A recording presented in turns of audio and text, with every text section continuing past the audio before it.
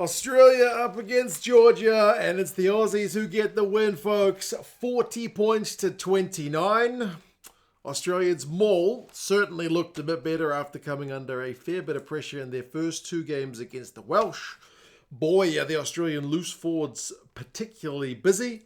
The Aussies have got some nice line-out set plays.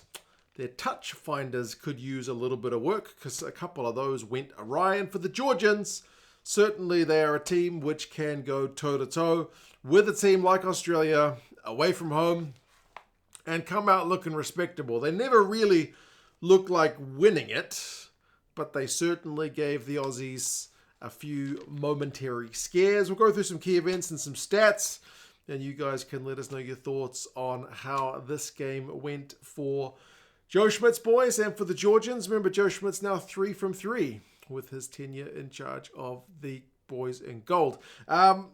Short clearance from Ben Donaldson early. He didn't get much distance on a clearance kick. Put the Aussies under a bit of territorial pressure early, and the Georgians were able to capitalise. Blyth gave away a pretty soft penalty, to which the Georgians opted for the first points of the game. So 3 points to 0. Not a bad way for the Georgian boys to start the game. However, the Australians hit pretty much straight back. Kind of a rookie error, I want to say. One that doesn't get called that much, to be fair. And potentially you could say that refs are more likely to call some calls against kind of smaller teams, if you know what I mean. Like in the Fiji All Blacks game, there was a call in that game at a scrum, which I almost never see get called in terms of a feed not being straight. You can bet your bottom dollar that one went against the Fijians. So yeah, the ref did give him the call to use it and told him he had 2 seconds, but he didn't use it. So that led to an Aussie scrum. Big carry from Filipo Daugunu and Valetini up the guts. And then we get Ikitau popping the ball to Paisami for the first try of the game. Really nice stuff from the Aussies, but the Georgians will be particularly disappointed to be giving that one away in the first place, because if they just box kicked it, they're not in that part of the field. So certainly a direct punish of a Georgian mistake for that first try. And then that's when we get, not long later, the Aussies missing their first real chance to put the Georgians under a bit of pressure from their own kind of you better go for a ball when they had a penalty. Donaldson just missed touch, just didn't kick it out. It felt like a bit of a let-off for the Georgians. But could the Georgians escape this territorial quandary they were in? No, not really, because they couldn't really get out of their own half. And a few minutes later, the Aussies scored anyway. It didn't really I guess it's one of those ones that delay the inevitable. But ideally, Donaldson makes the touch finder in the first place. But he was trying to chew off that kind of extra bit of meterage, I guess. Some big carries, some phases from the Aussies, and Valetini ends up going over for his first of 2 tries. So missed conversion, which was a relatively straightforward one. Not right out in front, but 12 points to 3. The Aussies are up. And it did look like they had scored again. They had to check it with a TMO call. And it's one of these nice line-out set plays, which I love seeing from Joe Schmidt's boys, because I don't know, like there's something about the way that guy coaches which seems quite methodical. And he likes to be a real planner, and set pieces at the time you can really kind of put your plan into action. You can plan the general way the team plays, but you can plan specific moves from the set piece. And the Aussies have been starting to show a little bit what they can do with this, with these set plays that Joe Schmidt seems to be putting in action. Pollard with the big carry off the back of the line-out. McDermott with the snipe, and then Kailea going over from close range. It's all clear for the grounding, and it's 19 points to 3. That's where the Aussies are looking really comfortable. Then they get a first real test of their maul on 25 minutes defensively, because the Georgians have got a 5-metre line out. The Aussies don't contest, interestingly, in the air. They opt to try and stop it on the ground, and stop it on the ground they can, which is very pleasing, because the Aussie defensive maul had looked at 6s and 7s for those first 2 games against Wales. Georgia must have known that as well. They opted to try and target it, but the Aussies certainly made some improvements here. So that's also very encouraging. The Georgians did look to have scored not long later anyway, when they spread it wide to the backs after putting the Aussies under a fair bit of pressure, but there was a forward pass in the build-up, so they went back for an advantage. They tapped it, they got advantage again. They win again the third time, and eventually it's the big lock, Niniashvili, who's able to go over, burrows over from close range. So more of a kind of stereotypical Georgian try than the initial one not given for the forward pass where it would have been out wide. But suddenly back to game on at 19 points to 10. Like, again, by no means is that looking like the Aussies are going to lose the game, but not quite as comfortable as it was when it was 19 points to 3. Then it gets worse for the Aussies because Daugunu gets yellow carded when he tries to charge down a chip over the top from Torua, and he gets himself in the air and crashes into Torua, knee against head. Now, Allan Alaalatoa tries to argue the case that he's got no intent and he's just jumped up in the air, but that's not the way it's ruled. I know there's no intent there, but that doesn't matter. As soon as you jump up in the air and take yourself kind of out of a position to pull out of something, you're basically the one at fault. We've seen it numerous times. I remember Caleb Clark was pinged for the Blues years ago for just getting really high on an attempted charge down, and he went like hip first into a kicker's head. He also got red carded for that one. So as soon as you put yourself, it's like flying into a ruck, I guess, out of control. You put yourself in the referee's mercy, and he gets yellow carded, and it would go on to be, by the time we get to the second half, reviewed to be a red. A 20-minute red, perhaps, fortunately. But I do feel like that's the kind of one that the 20-minute red is there for. He wasn't punching, he wasn't eye gouging, he wasn't croc rolling and trying to break someone's leg. He was just going for a charge down, but got himself into a kind of awkward position where he smacked somebody in the head. It's a bad look. I do agree with Alaalatoa that it's not malicious, but that doesn't matter. So, yeah, he gets carded. And the Georgians miss a penalty. They did opt for the 3 to try to get it within a 6-point scoreline, but they missed the penalty. So a little bit of a let-off for the Aussies there. And then with a man down, the Aussies scored anyway. They went for a maul of their own. And Fraser McReight was kind of able to barge over. So 26-10, they go into the halftime break in front, which is pretty comfortable enough. They've still got Daugunu at that time yellow carded, waiting to see the outcome of that one. But run meters are 207 to 126. Australia in charge. Clean breaks 3-1 to the Aussies. The one area they're not in front is the kind of tackle percentage. They've had to make fewer tackles, but they're tackling at 85%, whereas the Georgians are at an impressive 94%. And remember, some of these tries that the Aussies have scored, like the McReight one, there's no missed tackle in a maul try busting over. So the Georgians have been defending pretty stoutly. They've offloaded 3 times to 1 compared to Australia. And the Aussies are passing it like mad. 116 passes to Georgia's 55, despite the fact that the possession stakes are almost even. The Aussies have had 52% to 48 for the Georgians. So, yeah, very kind of different ways of playing the game.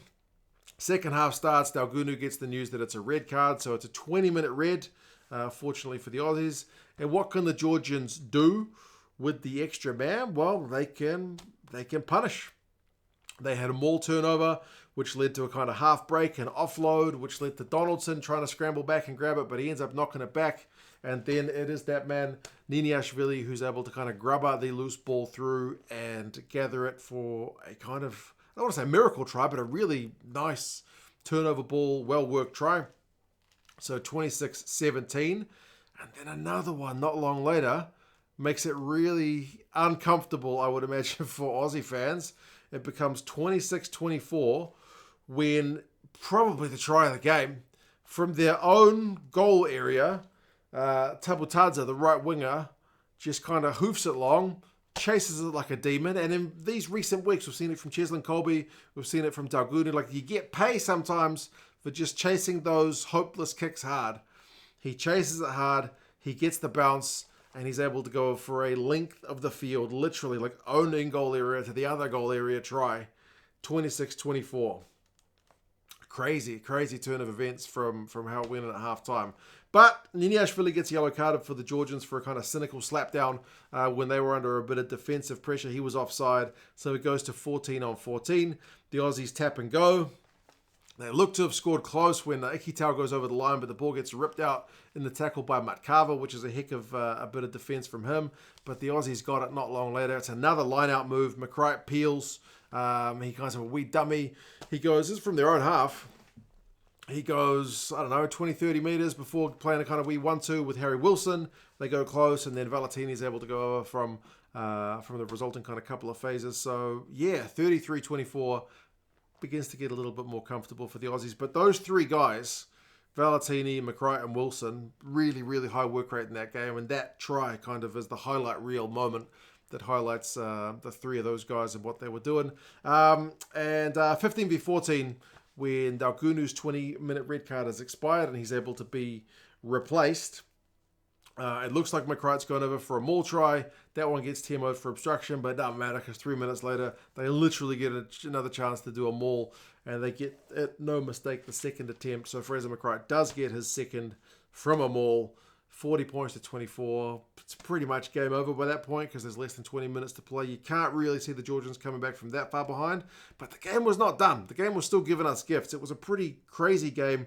The Georgians had another maul, testing that Aussie maul defense, but the defense held, but then they still spun it wide. Makava did well to take the ball above his head before getting it to Tabutsandze, who beats Wright with the big fend and goes over in the corner to make it 40 points to 29. So it's a decently close scoreline, but still comfortable enough for the Aussies to have not really been in doubt, but close enough that the Georgians will certainly take a fair bit of respect and pride out of that performance away from home. The Aussies did have another chance where Lolesio kicked it dead from penalty, which is why I say their kicking for touch needs a bit of work. Like, even once in a game is probably too much, especially at test level, but twice, it's pretty poor. You'll get away with that against Georgia. You won't get away with that against the All Blacks or the South Africans.